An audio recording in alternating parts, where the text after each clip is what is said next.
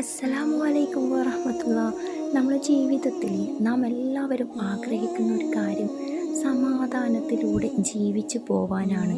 നമുക്ക് ഇസ്ലാം കൽപ്പിച്ചതിലൂടെ ഏറ്റവും മഹത്തായ ഒരു കർമ്മമാണ് നമസ്കാരം. ഈ ഒരു നിസ്കാരത്തിലൂടെ നമുക്ക് സമാധാനം കിട്ടുന്നില്ല. നമ്മൾ എന്ത് ദുആ ചെയ്തിട്ടും നമുക്കൊരു സമാധാനം എവിടെയും കിട്ടുന്നില്ല എന്ന് തോന്നുകയാണെങ്കിൽ നമ്മുടെ മൈൻഡൊക്കെ എവിടേക്കോ ആണ്. എന്താണ് അല്ലാഹു പടച്ച റബ്ബ് എന്നെ ഇങ്ങനെ പരീക്ഷിക്കുന്നത് എന്ന് എല്ലാവരും മിക്കവരും ചിന്തിക്കുന്നുണ്ടാവാം. അപ്പം അങ്ങനെ ചിന്തിക്കുന്നവർക്കാണ് ഈ വീഡിയോ.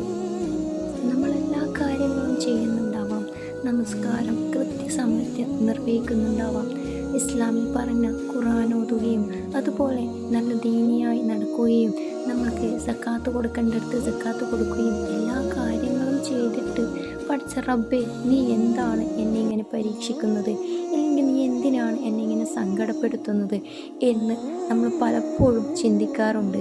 ആ ഒരു ചിന്ത നമുക്ക് എന്താണ് വരുന്നത് എന്ന് നോക്കാം. ഫസ്റ്റായിട്ട് പറയാനുള്ളത്, നാം എന്നും പഠിച്ച റബ്ബിനോട് ഏറ്റവും അടുപ്പം കാണിക്കേണ്ടതുണ്ട്. നമ്മുടെ എന്ത് വിഷമം വന്നാലും പഠിച്ച റബ്ബിനോട് തുറന്ന് പറയുക. ആ ഒരു തുറന്ന് പറയുന്നൊരു സമയത്ത് നമ്മളെ കണ്ണിൽ നിന്ന് കണ്ണീര് വരും. നമുക്ക് എവിടെ നിന്നില്ലാത്ത വിഷമങ്ങളും സങ്കടങ്ങളും ഉണ്ടാവാം പറയാൻ. പഠിച്ച റബ്ബിനോട് കരഞ്ഞുകൊണ്ട് ദുആ ചെയ്യുക. ഈ ഒരു ദുആക്ക് മുമ്പായിട്ട് നാം ചെയ്യേണ്ട ചില കാര്യങ്ങളുണ്ട്. എന്താണെന്ന് വെച്ചാൽ നമ്മൾ എന്നും നിലനിർത്തേണ്ട ഒരു കാര്യമാണ് ഇസ്തിഗ്ഫാർ.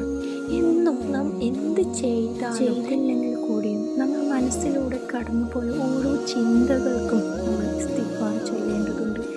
നാം എങ്ങനെയാണ് അള്ളാഹുമായിട്ട് ബന്ധം പുലർത്തുക എന്ന് നമ്മൾ നമസ്കരിക്കുന്നതിന് മുൻപായിട്ട് നാം ചിന്തിക്കേണ്ടത് അള്ളാഹുവിൻ്റെ മുന്നിലാണ് നിൽക്കുന്നത്, അല്ലെങ്കിൽ അള്ളാഹുവിൻ്റെ മുന്നിൽ എൻ്റെ അവസാനത്തെ നമസ്കാരമാണ് എന്ന് ചിന്തിച്ചാൽ നമുക്ക് അള്ളാഹുമായിട്ട് കൂടുതൽ അടുക്കാൻ കഴിയും.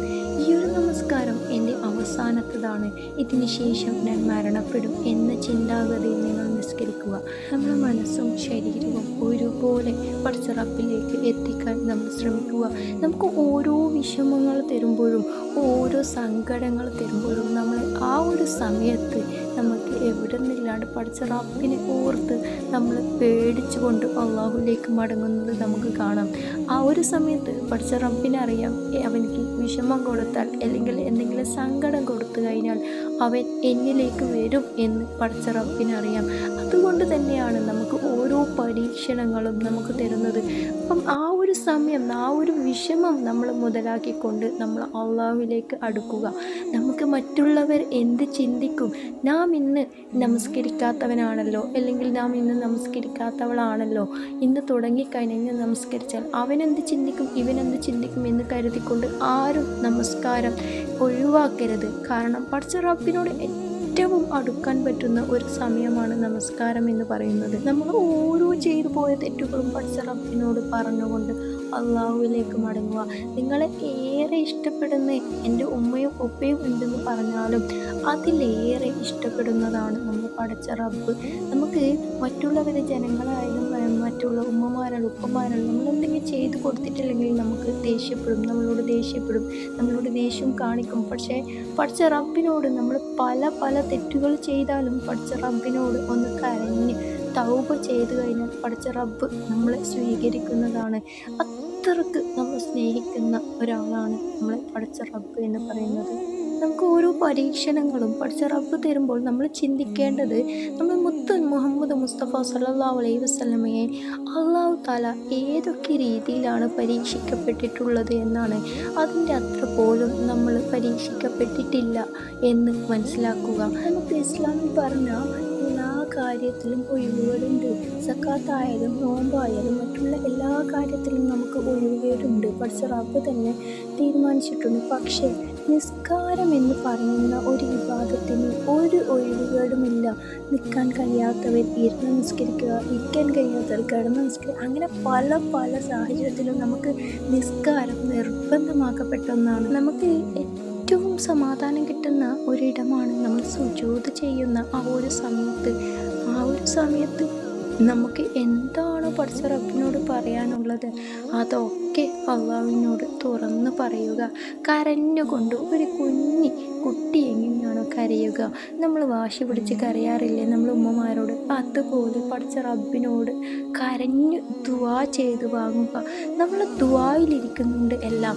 നമ്മൾ വിചാരിക്കും നമ്മൾ ഒക്കെ എല്ലാം തീർന്നു, ഈ ഒരു സമയത്ത് നമുക്ക് സൂയിസൈഡ് അല്ലെങ്കിൽ ആത്മഹത്യ എന്താണ്, ഇതാണ് നല്ലത് എന്ന് ചിന്തിക്കും. ഇങ്ങനെ ചിന്തിക്കുന്ന ഒരു യഥാർത്ഥ വിശ്വാസിയല്ല. എല്ലാ പ്രശ്നവും അവതരിപ്പിക്കാനുള്ള ഒരു ഇടമുണ്ട് എന്നതാണ് ഏറ്റവും നല്ല ഒരു സൗന്ദര്യമുള്ള ഒരു മതം എന്ന് പറയുന്നത്. ഏത് പ്രയാസത്തിൽ മറികടക്കാനും റബ്ബിൻ്റെ സഹായം മതി. എന്നൊരു വിചാരം നമ്മൾ അള്ളാഹുമായിട്ട് കൂടുതൽ അടുക്കാനുള്ള ഒന്നാണ്. നമ്മൾക്ക് നിസ്കാരം എന്നുള്ളത് അള്ളാഹുവിൽ അടുക്കാനുള്ള ഒന്നാണ്. നിസ്കാരത്തിൽ ശ്രദ്ധയോടെ ചെയ്യാൻ നമ്മളെ മനസ്സ് ശുദ്ധിയാവാനും എപ്പോഴും ചെയ്യുന്ന ഒരു കാര്യമാണ് ഇസ്തിഗ്ഫാർ. ഞാൻ പറഞ്ഞല്ലോ, ഇസ്തിഗ്ഫാർ ചൊല്ലിക്കൊണ്ടിരിക്കുക. അതുപോലെ തന്നെ നമുക്ക് ചെയ്യാൻ പറ്റുന്ന മറ്റൊന്നാണ് നമുക്ക് ഖുർആൻ ഓതുന്നത്. നമുക്ക് അറിയില്ലെങ്കിൽ കൂടി അറിയുന്ന സൂറത്തുകൾ അർത്ഥം അറിഞ്ഞുകൊണ്ട് ഓതുക. നമുക്ക് ചെറിയ സൂറത്താണ് അറിയുന്നതെങ്കിൽ ആ ഒരു സൂറത്ത് അർത്ഥം, ഇപ്പോൾ സോഷ്യൽ മീഡിയ നോക്കിക്കഴിഞ്ഞാൽ അർത്ഥം കിട്ടാതിരിക്കില്ല. അപ്പോൾ അങ്ങനെ അറിയുന്ന സൂറത്ത് വെച്ച് അതിൻ്റെ അർത്ഥം കണ്ടെത്തിക്കൊണ്ട് ഓതാൻ ശ്രമിക്കുക. ഇങ്ങനെയൊക്കെ ചെയ്യുകയാണെങ്കിൽ നമുക്ക് മനസ്സിന് സമാധാനം ലഭിക്കാൻ വേറെ എവിടെയും പോകണ്ട.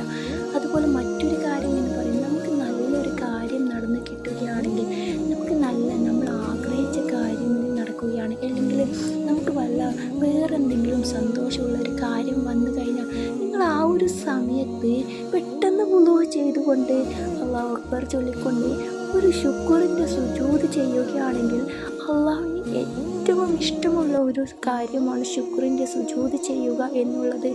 നാം എല്ലാവരും, നമുക്ക് പല ആഗ്രഹങ്ങളും ഉണ്ടാവാറുണ്ട്. അപ്പോൾ അതൊക്കെ സാധിച്ച് കിട്ടുകയാണെങ്കിൽ, നമ്മുടെ ജീവിതത്തിൽ വല്ല സന്തോഷവും നേടിയെടുക്കാൻ പറ്റിയെങ്കിൽ, നമുക്ക് ആ ഒരു സമയത്ത് നിങ്ങൾ അള്ളാഹുവിനെ ഓർക്കുകയാണെങ്കിൽ നിങ്ങൾക്ക് എവിടെ നിന്നില്ലാത്ത സന്തോഷം നിങ്ങളുടെ ജീവിതത്തിൽ വന്നെത്തും.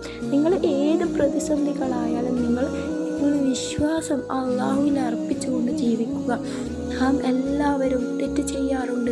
തെറ്റ് ചെയ്യുന്നതോടുകൂടി എന്നും ഇസ്തിഗ്ഫാർ ചൊല്ലിക്കൊണ്ടും നിസ്കാരം നിലനിർത്തിക്കൊണ്ടും ഖുർആൻ ഓതിക്കൊണ്ടും നിങ്ങളുടെ ജീവിതം ഒന്ന് മുന്നോട്ട് പോയി നോക്കൂ. നിങ്ങൾക്ക് എവിടെ നിന്നില്ലാത്ത സന്തോഷവും സമാധാനം ലഭിക്കും.